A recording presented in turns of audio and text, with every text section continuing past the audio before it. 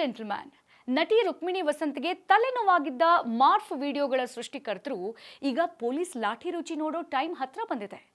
ಕಾಂತಾರ ಕನಕವತಿಯ ದೂರನ್ನ ಗಂಭೀರವಾಗಿ ಪರಿಗಣಿಸಿರೋ cyber crime ಪೊಲೀಸರು ಕಿಡಿಗೇಡಿಗಳ ಪತ್ತೆಗೆ ಹೆಣೆದಿರೋ ಬಲೆ ನೋಡಿದ್ರೆ ನೀವು ಒಮ್ಮೆ ಶಾಕ್ ಆಗ್ಬಿಡ್ತೀರಾ.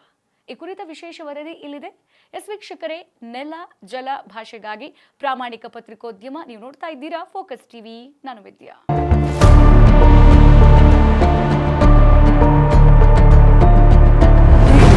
ಎಐ ಕಿಡಿಗೇಡಿಗಳಿಗೆ ಕಾದಿದೆ ಮಾರಿ ಹಬ್ಬ.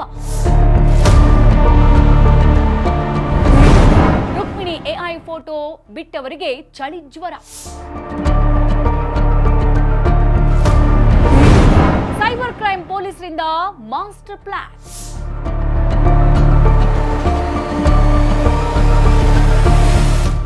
ಯಾರದ್ದೋ ತಲೆ, ಇನ್ಯಾರದೋ ದೇಹ.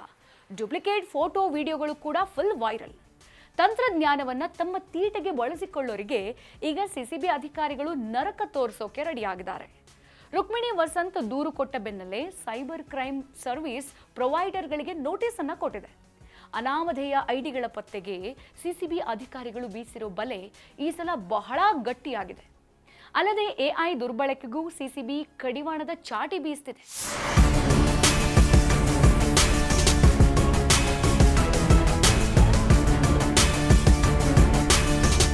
ರುಕ್ಮಿಣಿ ವಸಂತ್ ಬಿಕಿನಿ ಹಾಕಿರೋ ರೀತಿಯಲ್ಲಿ ಲೀಕ್ ಆದ ಫೋಟೋಗಳು ಇಡೀ ಚಿತ್ರರಂಗವನ್ನ ಬುಡಮೇಲು ಮಾಡಿಬಿಡ್ತು. ರುಕ್ಮಿಣಿ ತಕ್ಷಣವೇ ಇವೆಲ್ಲ ಫೇಕ್ ಅಂತ ಹೇಳ್ತಾ ಪೊಲೀಸ್ ಠಾಣೆಗೆ ದೂರು ಕೊಟ್ಟಿದ್ರು.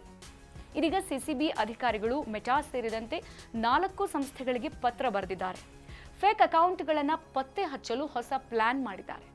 ಸದ್ಯದಲ್ಲೇ ಆರೋಪಿಗಳು ಅಂಧರಾಗೋ ಚಾನ್ಸ್ ಕೂಡ ಇದೆ.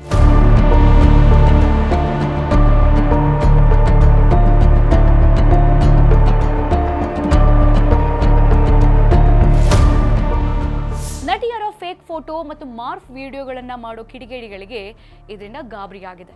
ಇದನ್ನೇ ಫುಲ್ ಟೈಮ್ ಕೆಲಸವಾಗಿಸಿಕೊಂಡಿರೋ ವಿಕೃತ ಕಾಮಿಗಳಿಗೆ ಸಿಸಿಬಿ ಬಿಗ್ ಶಾಕ್ ಕೊಟ್ಟಿದೆ. ರುಕ್ಮಿಣಿ ವಸಂತ್ ಫೋಟೋಗಳನ್ನ ಡೌನ್ಲೋಡ್ ಮಾಡಿ ನಂತರ ಅದನ್ನ ಮಾರ್ಫ್ ಮಾಡಿರೋ ಎಐ ಮೇಕರ್ಗಳು ಇನ್ನು ನಿದ್ರೆ ಮಾಡುವಂತಿಲ್ಲ.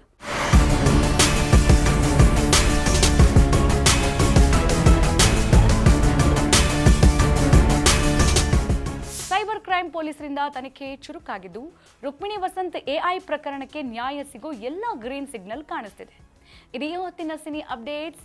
ನೆಲ ಜಲ ಭಾಷೆಗಾಗಿ ನೋಡ್ತಾ ಇರಿ ಫೋಕಸ್ ಟಿವಿ.